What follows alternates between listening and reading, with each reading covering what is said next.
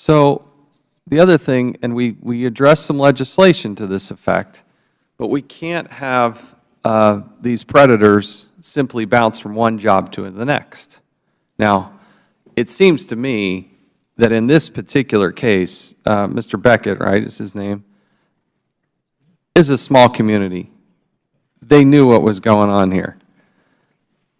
To go back and hire him and then subsequently bring him in as a motivational speaker, I can't think of anything more offensive. And you have to take a good, hard, deep look in the mirror and figure out what in the world the Department of Agriculture is going to do to make sure that never, ever, ever happens again. You could go down to Office Max or Best Buy and get a piece of software off the shelf and create a little database and say, this is the do not hire, do not interact list. You can do that for about $50, okay? I don't want to hear about any more excuses. And I don't want the Department of Agriculture, why don't they blaze the trail? Why don't they, you know, let's actually have them lead in this area rather than deal with this for 40 years. I don't ever want to have to call you up here again, but I do want to know that you're leading the way. But you're not going to prove that until you actually do it.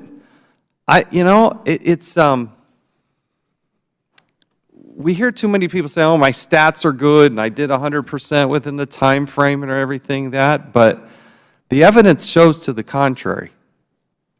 So that's what I hope we do accomplish. Lastly, as we gavel down here, particularly to Ms. Rice, thank you for the bravery that you've shown to be here and do this. This is not a dream come true testifying before Congress.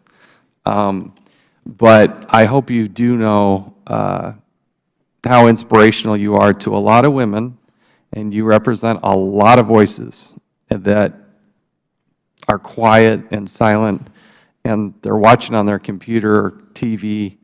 And I hope when you go back and visit with your husband that there's satisfaction in that. It's helpful to us, and we want to be part of that solution, and I know you do too.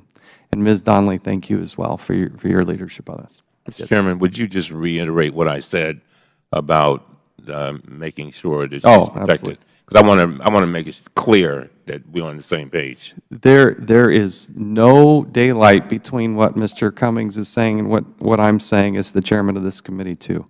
On behalf of all of the members, we will go to the end of the earth to protect you and the other women that have gone through this, but don't be bashful in picking up that phone and letting us know.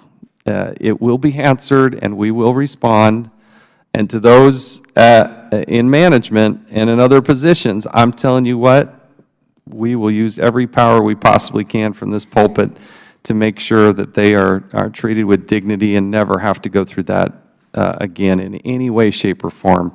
You will see more subpoenas and more hearings than you can possibly imagine if we hear one thing about any sort of reprisal in any way, shape, or form. I can't say that strongly enough. This has been a good hearing.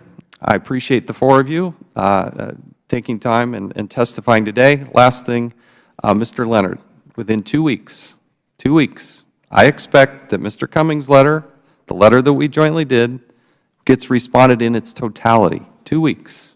The committee stands adjourned.